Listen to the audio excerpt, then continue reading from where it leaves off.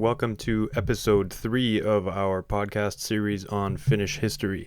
Today we're talking about the interwar period between the Finnish Civil War and the Winter War. So this is roughly the 20s and the 30s. We've wrapped up the Civil War in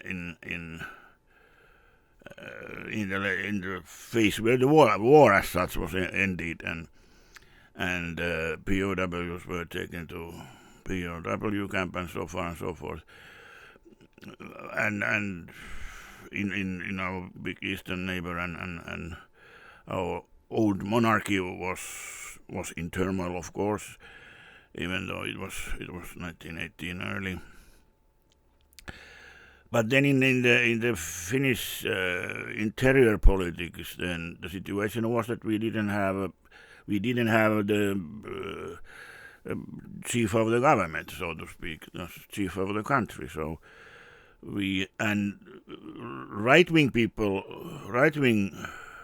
political right wing had planned it already that when we won, as it happened that they won the Civil War, we will get the king from Germany. So and that's what they did. They asked then Kaisers, which was the emperor, just in German it's Kaiser. Anyway, so they asked his brother-in-law, who was discussed with German royals, but the Frederick of Hessen was the guy, but he rejected. He didn't see any point in that, and he wasn't much interested. So at first glance, that's kind of a weird move. Like, Finland had just won their independence and gone through the Civil War, and now they're trying to get a German king, and it seems a little bit strange that was the first thought politically, is that's how we should set it up, get a German in here to rule. How do you think about the motivation behind that? For one thing, in general, why did Finns want a monarchy? Of course, but Finland still had an autonomy. So the general things like what each country does is that was, we had a high autonomy. So we had a parliament in Finnish eduskunta. We had already, and I think it was more that they were used to it. The Finnish parliament has ruled under a Tsar, who was the same as king, and king with power, not present-day kings, and then of course we have to keep in mind that all the neighbors, all Nordic countries, Sweden, Norway, Denmark, Iceland, they were all kingdoms. They were all monarchies. I think it was more or less that it was running a republic was kind of strange idea to Finnish upper class administration class. Yeah, fair enough. But there were examples around of functioning republics, I guess. But yeah, I mean, their whole history had been, for the past 100 years or so, it was under the Russian Tsar, and then before that, under the Swedish king. 500 years under Swedish king, so they had 600 years of monarchy. Yeah. Another single day of republic. So. Okay, so this German guy turned them down. And what did they do after that? They went to Mannerheim and respected as much as a person can be respected. All middle class and middle political people, not to mention about right wing, they admired Mannerheim, but also Mannerheim was pretty reluctant. Mannerheim saw himself as a professional soldier. He didn't see himself as a politician, as a statesman, which he without a doubt was also, but he didn't see himself, I guess, because he also rejected first. But then after some persuasion of Finnish industrial and political leaders, Mannerheim then accepted a position of regent, not the position of king, but a Finnish regent. And I think it was in Mannerheim's aim already by then that this is going to be very, very temporary, and this is going to run maybe a few months, and then I will resign, because, and that's exactly what happened. So, and so it was kind of a wait state for first president, and and that was then normal elections was organized. And I'd like to make a brief note here to our listeners about this guy Mannerheim. So in our last episode, we talking about Mannerheim this time. We said we would do a kind of overview of Mannerheim's life and career, and we're going to do that, but we're going to do it a few episodes down the line. But because Mannerheim is such a significant figure in Finnish politics, in fact, he was named by pretty recently by the Finnish population by vote as the most important Finn of all time.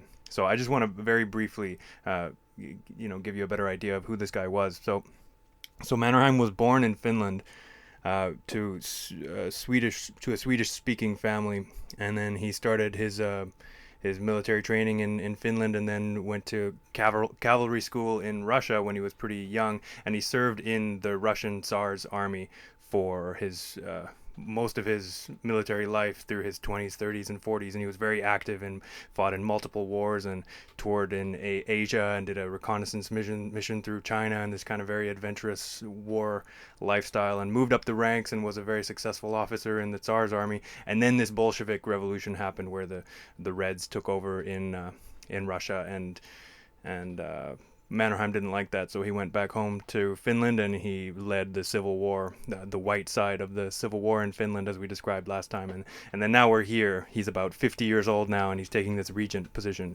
in Finland. And Finland was all for Finland when Carl Gustav Emil Mannerheim came to Finland after Russian Revolution. And so he was already a lieutenant general, so he was already in the Finland as a country made him their first full general then. And that is the kind of position and situation where the 1920s started. And 20s, as it was maybe roaring in somewhere in North America, but in Finland the whole 20s was the kind of colored with economic growth. It wasn't this rocket speed growth, but it was growth. Finland was still a very, very, very much agricultural society. Less than 400,000 of the 3.1 million population lived in cities, and so most lived in countryside. Education was rare, so to speak. So educational level was low, and in countryside people they most learned to write and read in a 4-year elementary school, and that's pretty much it. And that's about education. So it was like in the middle of period 30s, 20s, 30s, the only about 5%, maybe some more, but 5% had any post-elementary education. So it was way different than now. 5% of the whole population? Yeah, 5% of the whole population. Whoa, hard to even imagine. It's hard to even imagine. Yeah, it's hard to, and as I said, post-elementary, not post-secondary. Yeah. post-elementary schooling. Yeah, these days, if you have a bachelor's degree these days in Canada in 2020, Western Canada, you're kind of at the baseline of most other people. I mean, you try to get Yeah. you try to get a bank teller job, and you're up against a whole bunch of other people that have the And same level of it training. might be difficult to get with just after high school. You need a bachelor's degree. Did you mention that you a bachelor's degree? Yeah, but that's practically even a bank teller or something like that. It's the same thing in Finland. It's like the educational level is either you have higher professional training, so highly skilled tradesman, or then you have an academic training. But that's definitely most people have post-secondary education now, so which is good. But of course, in today's world, it would be pretty difficult and impossible to find so manual and so simple work that. Of course, there are those, but very, very few. If you want to have employment, then you have to go to school. Okay, so Finland at this point is still economically is primarily an agricultural country, and overall over the 20s and 30s, it's growing economically, right? Yeah, there was some kind of valid point, kind of a drop in 29, 33. There was 4 years of recession, and back again there was food shortages and stuff like that. But then it turned around in the mid 30s, and then there was a period of that's right before the World War II. There was a clear recovery in the economy, and yeah, we touched about the education level, and that was miserably low. But of course, for an agricultural country like Finland, the work was also very low level, mostly agricultural work. So and you can still stick your fork into a pile of hay without practically any training, and of course the like literacy rate was used as a kind of a signpost of educational level. But of course, we need more accurate measures nowadays, because in so many Western industrial countries it's already 100. But literacy rate even in Finland, literacy rate was 70%, which is kind of African figure now. And then there was funny thing what I stumbled upon in was that the literacy rate was at the time it was divided into readability rate and writability rate. So and Finland had like read only people like 350,000. And then they had some 200,000, 190,000 read-write people, and then of course all the rest can do both. But it was funny that it was separated into reading ability and writing ability. But that's the funny detail about those times. Of course, there was the living standard was traveling was like very rare, very small percentage of people have ever done or will ever do international traveling. And cars, of course, the number of cars rose, yes, but it was still in the end of this period in 30s, it was still pretty low.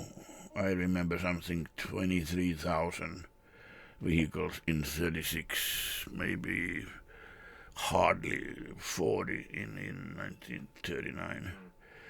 And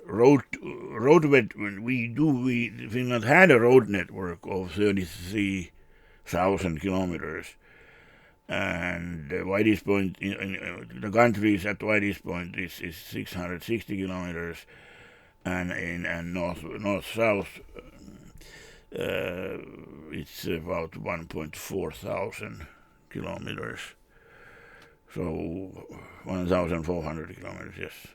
So, and 33,000 kilometers of roads. That's kind of something, at least. There was, but only about 160 kilometers of that was paved.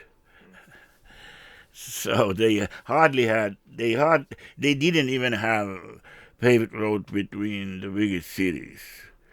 It's like Tampere, Helsinki is like 170 kilometers.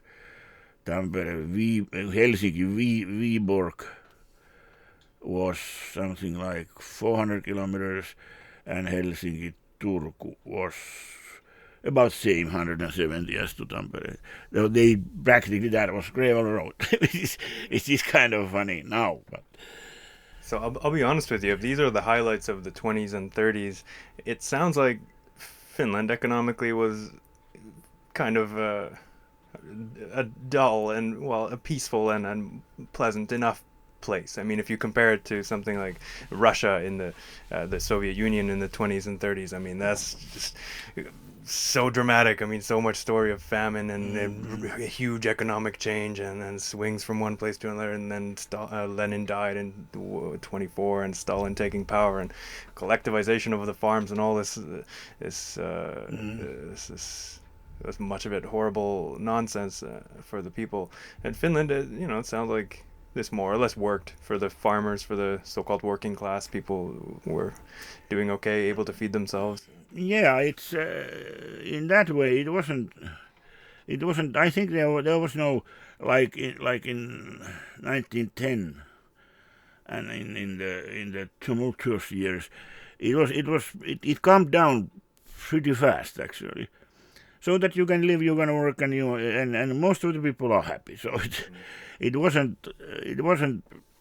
It's far from war years and things like that, and it calmed down pretty fast. Of course, there was this contrast between the administration class and the working class, but that's pretty much obvious. And but still, it's still people were able to respect each other, and so. But of course, it was very very few people owned most of the money. And then a lot of people didn't own that much, all of the capital and money and things and bells and whistles. Yeah. Before we started recording, you mentioned to me that that there was a growing kind of politically group of centrists. You've got, classically we talk about the left and the right wing, and the left being pro sort of working for the priorities of the poor and the less fortunate in whatever the social order is, and then the right trying to maintain the order of things for the owning class and the administrators and that sort of thing. But in Finland, you were telling me that there was growth at this point of the kind of center politically, and I think that's the story of Finland going forward through decades as well. But tell us about that. Some sort of middle class. It wasn't the middle class as we have now. So that the middle class they do work, mostly clean jobs. They have education, and they have a computer on their desk, and they go to work in the morning and come back home in the evening, and have some money to travel. Most have cars and stuff like that. So you are in the middle. At the time, it was the large middle class, mostly, in my mind, it comes from the agricultural production, because Finland was so heavily agricultural economy that so and typically farmers and land workers in the countryside. They were typically, they didn't experience and see the polarization so hard that the workers in factories had, and so small part of Finnish population lived in cities and worked in factories. So there may be some percentage of them were communist, and of course communists had their communist party was, by the way, it was forbidden. You couldn't be communist. You were arrested and put into jail. So you couldn't declare yourself communist and start to preach Marx or Lenin in front of a crowd. You would be pretty much in minutes. You will be arrested. But SDP was Social Democratic Party, was the biggest party and still is.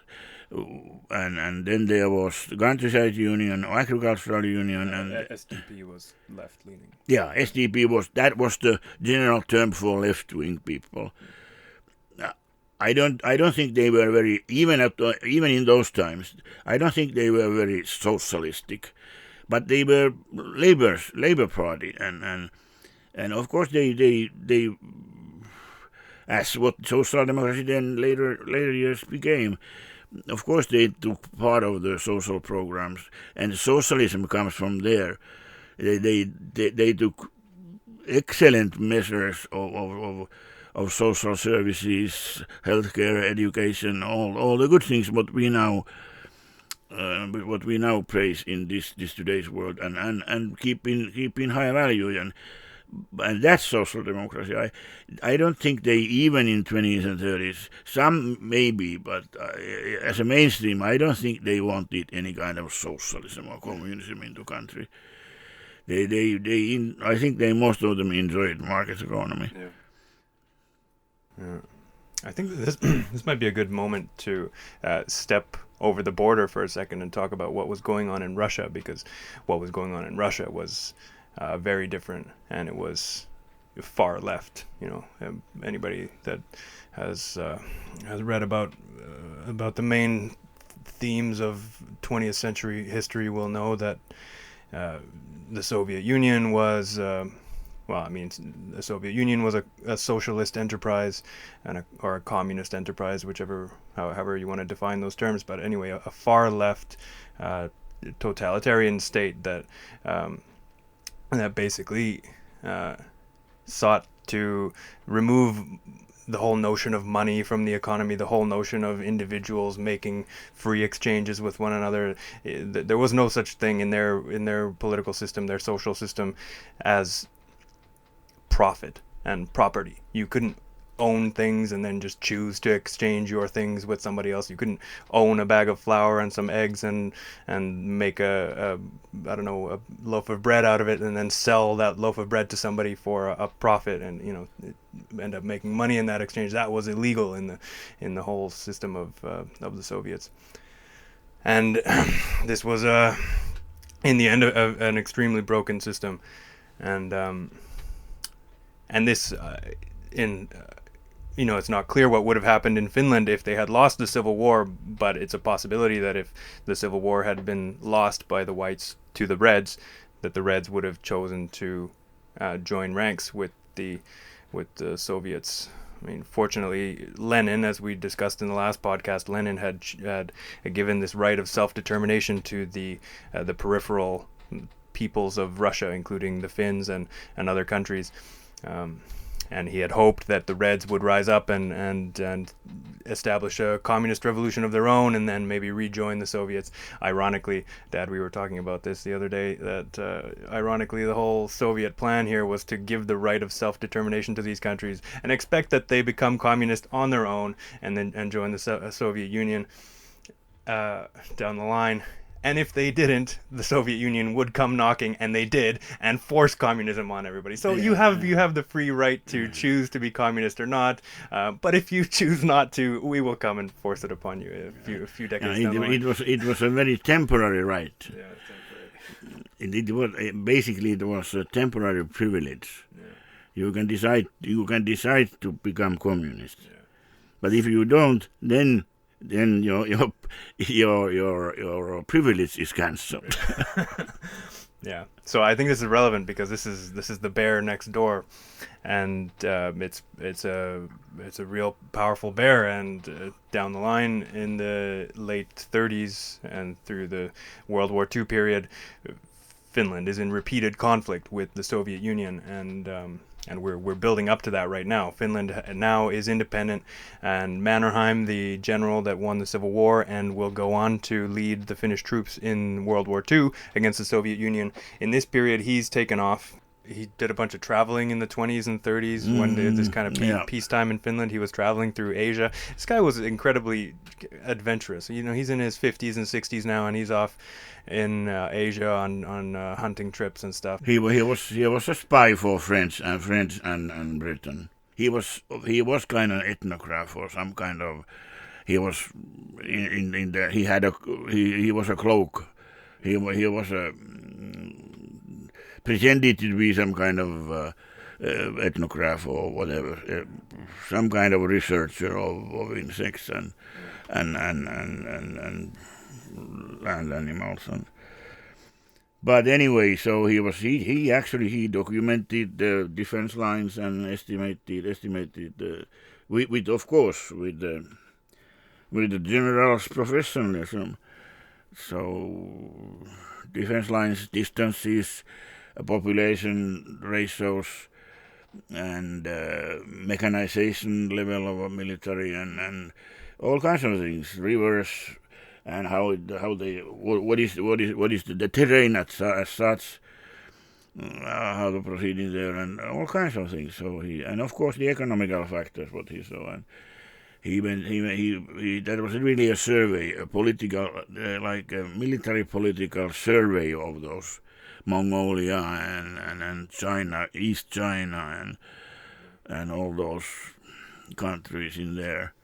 I don't know much about that work, but that's what he was. He was a very, very, very much of an adventurer. Yeah, what a life. Yeah, what a life, absolutely. Okay, so Mannerheim's off doing that, and Finland is, relatively peaceful at this time, agricultural country, kind of growing economically. And in terms of, and so we've got this contrast between what Finland's up to and what the neighbor Soviet Union over there is up to, and to soon to be great enemy of Finland, and then after that, apparently friend and trade partner and so on of Finland. But we'll get there. What do we need to cover still about what Finland was up to in the 20s and 30s? In the 20s and 30s, what was by far painted. Every period of political life can be painted either this color or that color or something else. And Finland was extreme. It was extremism politically happened in left and in right. So, and then there was middle. Most of the people still were apolitical. They didn't want to. They didn't want to kill anybody. They didn't hate anybody, not Reds, not Whites. They were okay with their own life, and people live and let live. So, but then in the extremes, was it 10% or 15% in both sides? Maybe somewhere there. The Lapua movement, which was from southern Botnia County, and they had this old, centuries old hatred of Russians and Russia, and then they hated. Now when the Russia was communistic, then now they hated it even more.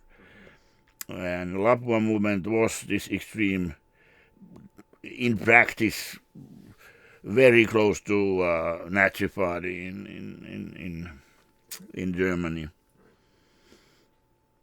And then on the right, on the left, there was communists, Finnish Communist Party. Unfortunately or fortunately now, the Finnish Communist Party has its offices and headquarters in Soviet Union, in Moscow.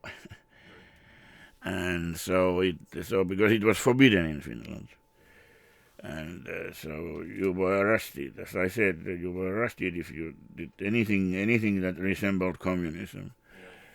And but Communist Party of Finland was existing in kind of technical theory, and it was the leaders were in Moscow. An interesting thing is that after the Civil War, there was a bunch of Finnish communist leaders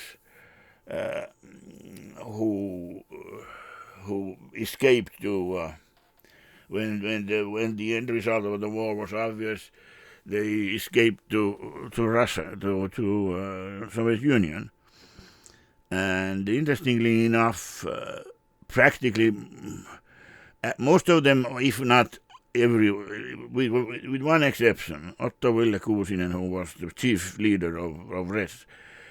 Otto Ville Kuusinen was a hardliner communist, and he lived through Stalin's purges. And Haapalainen, Cortes, or whatever there was, the most of the other leaders who escaped to Soviet Union, Stalin didn't trust them. He didn't trust them as hardline communists. So he executed them all. So that was a if there is trial, that was a trial for those guys. Yeah, that's kind of an ironic end. I mean, the system that you believe so strongly in, your country, Finland, sort of fails to adopt it, and then so you run off to the neighbor Soviet Union, where they've got this supposed dream political system installed, and you think, okay, great, now I get to live out my life in the communist utopia, and the fact is, it's not such a utopia. You get killed in the purges of the dictator. Yeah, it was you ran so that you ran to Soviet Union because you were afraid that the whites will execute you, and then you go there and live there for 14 years, 15 years, and then the dictator will execute you even in there. So you might think of just right before they press the trigger. I think you might have kind of be a bit pissed off that this didn't go well. This didn't work. Okay, so one thing I want to say here is that I'm not without, by any means, I'm not without sympathy for communist supporters, especially at that time when communism hadn't played out. People didn't really know how it would go, and these guys, I mean, that sucks that you were part of this red movement, and now you moved to the Soviet Union, and that didn't work either, and it ended up being the end of your life. And so, for the sake of our listeners, I'd like to, kind of try my best and try our best, Dad, you can jump in here whenever you want, to just describe what Marxism was and what this far left political social movement was, because it was so hugely influential in the 20th century, kind of all over the world, but specifically in Russia, and of course in Finland, because we're neighbors of Russia, and this was, or neighbors of the Soviet Union, and this is exactly the thing this is one of the major themes of our whole podcast, is how the heck did Finland kind of skirt by without getting incorporated into the Soviet Union like Estonia and Poland and all these other countries did. And so at this point, I would just like to after the World War, yes. Yeah, so I'd like to lay some groundwork here to just describe it. This guy Lenin, he's now in power until 24, and then he dies, and Stalin comes to power in the Soviet Union. And so what the heck was this system? What was this vision? What was this Marxist ideology? What was this utopian society they were trying to build? And what is the disaster that Finland managed to avoid? Exactly. The disaster was, in my mind, that was like a Soviet Union with its history pretty much proves what happened. Lenin was a guy who the self-determination was his favorite subject, and that was the core of his society building. How he would have construct the society, and that means that like agricultural production, they are entrepreneurs, and this kind of middle, small level entrepreneurship, market economy, socialism. So you can do whatever you do to your own products, and so the demand. But you can't you don't own your farm, but you can the product what you are doing there with your team. You can sell that in a market, and market decides the price, and the supply and demand will meet like that. Wait, you mean in? I mean that wasn't the dream of Lenin or Stalin, and that's not what ended up. That you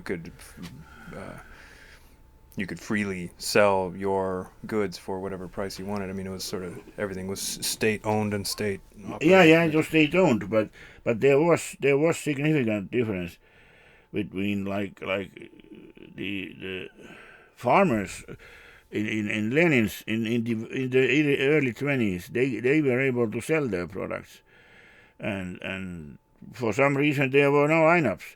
In 1910, 1920, 21, there was huge shortage of food, and there was no huge lineups to get one half of bread, and so of course there were two reasons. There were administrative reasons. Somebody took your grain and wood products or whatever. Somebody took them, and then that somebody who took it from you gave you a fraction of it so that you can stay alive and produce more. And then it was taken somewhere, and you never saw it anymore. You never saw the money what somebody got from that, and you never saw the goods. Yeah. But Lenin, there was a 3-4 year period, 24 up till. So 21 to 24, 25, where the lineups and agricultural, so food shortages ended, and there was again when Lenin released the agricultural production sales. I don't exactly know how it happened and how it was, but it was. Suddenly there was food,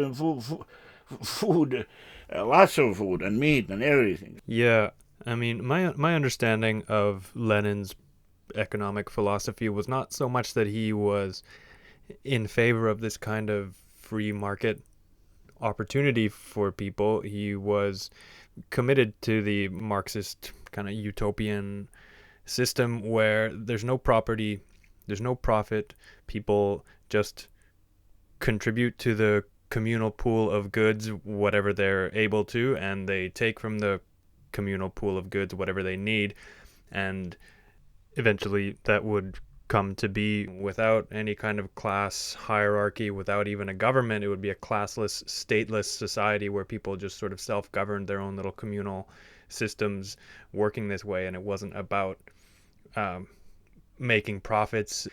But what I think happened was that he made a kind of concession because the economic situation was so rough in the late 10s, early 20s there, and he realized the utility of markets. I think the idea was kind of a temporary allowance of market activity to happen so that the economy would get a bit of a boost, because like you said, people were lining up for food, and not only that, many people were flat out not getting enough food. I mean, there was a big famine in the early 20s in the I think it was in the Volga region.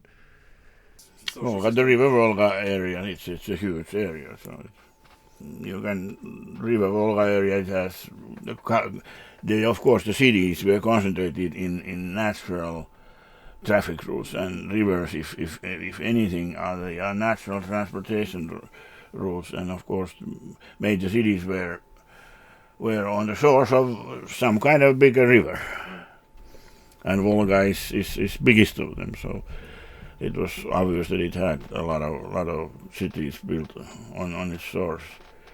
Yeah, but in detail I don't know what was the critical thing that in months Lenin was able to recover the food shortages. Yeah, I don't know the details either, but I think the key thing was, like you said, that they allowed farmers to produce and market their own grain. And suddenly cities and villages had a market square and Yeah. And suddenly that market square was full of people. The farmers selling their products and people buying the products. And then, in a contrast of when Lenin died and Stalin came back, all the markets disappeared. There was nobody there. Markets disappeared, and you had a new famine, early 30s, the famine in Ukraine. And bad one. And government production police drove with their trucks to every farm, and they confiscated every single sack of grain what they had. And because it was common that people were hiding part of it under the floorboards of the house or wherever, and these guys, these production police guys, they removed floorboards and they really searched for hidden grain, and they found, and then it was they confiscated your grain, and if you were trying to hide it, you were sent to the gulags. So you were arrested and put into a Siberian train. Yeah, and so this kind of switching between a socialist economy and a free market economy in the Soviet Union, and by socialist again I mean fully socialist, state-owned, state-operated, government dictates more or less who does what economic work and what the prices of things are and so on. And they seize all the goods that are produced and distribute them how they see fit. And then the free market counterpart, where people are allowed to make those decisions on their own. It's a kind of an emergent property, what the prices of things are and who does what work. People kind of manage that decision making at the local level in a kind of a bottom up way, where the producers are allowed to make what they make and sell it for the price that a given buyer will pay. And so this switching, from what I can tell, this looks like kind of a natural experiment that happened here, where the Soviet Union kind of tested the question: does a socialist economy, at least in their context, does it effectively, let's say, feed people? And so you see what happened sort of early 1920s, where you had the Volga famine. You had one case of a socialist economy just failing to provide basic needs for the people, and then Lenin, recognizing the crisis that he was in, allowed free market mechanics to operate. And then things did improve. People had food. The economy was much more effective at performing that function, as well as producing abundance in many other areas of the market. And then we come out of it. Stalin reverts to a fully socialist economy in the early 30s, and we go back to a state of famine and lack of ability to provide for the basic needs of huge numbers of people. And this looks like a pretty compelling experiment of sorts, showing which of these two systems does a better job, at least at providing basic economic wealth, abundance in the form of food and other goods. And even when you go down into, I have some sympathy for quite a bit, so to people who were in civil war and who were fighting for the labor class, who were fighting for their life. It's the decision: will I go to the front or don't I? Decision when you are super hungry, your kids are yelling for, crying for food. It's kind of easier decision to make when you are starving. So it's basically the question of, do you starve to death or will somebody shoot you? And it's not that much different. You end up dead anyway. If you have a really, really absolute like shortage of food and you are plain hungry, so you don't have food. So then somehow that rifle starts to feel pretty good. But anyways, that's how it went, and and then, but it was as was this, and the moves where they were kind of tragically fast, like then the change when Lenin died, and before his death he warned Trotsky. He wanted Trotsky to turn it somehow, like first with him, and to stop Stalin's position to develop into a full dictatorship, very autocratic, extreme autocratic dictatorship. But they were able to do it together, and so far, then afterwards, Trotsky was unable to do it alone either. Both were in some extent anti-Stalin, because they saw what Stalin tries to build. Stalin never tried to build any kind of democracy. Stalin, his bureaucracy and his state was a dictatorship, plain and simple dictatorship, and so he kind of hoards all the power to himself, and so there was far from the idea of socialism. So yeah. Okay, so we'll wrap this up around here. So here's where we are. We've got the Soviet Union doing what we've just described, and we're ramping up to the end of the 30s, and the 30s get, real violent. And what Finland is doing, it's obviously very different from what's going on in the Soviet Union, and we're headed eventually toward war, which is going to be the topic of our next recording. Yeah, there was. I think a good point, kind of a watershed limit, is the war and peace, and the Ribbentrop, von Ribbentrop, who was a German exterior, like German foreign minister. And Ribbentrop and Stalin, they actually met 37, and they built up a new. In their thinking, they built up. Hitler was already in power, of course, 37. And they divided Europe into spheres, their own sphere. There was a Russian sphere, and then there was a German sphere, like Czechoslovakia, Poland, Hungary, Bulgaria, Romania. They were all German sphere. So that Hitler can take those and organize those and do whatever he does. And then, on the other hand, then Lithuania, Latvia, Estonia, Finland. We are then that is Russian sphere. Russia can go and take them and organize them as he wants. And that was the Ribbentrop-Hitler agreement, what they did, pact, treaty, and that's where the peaceful 30s is over.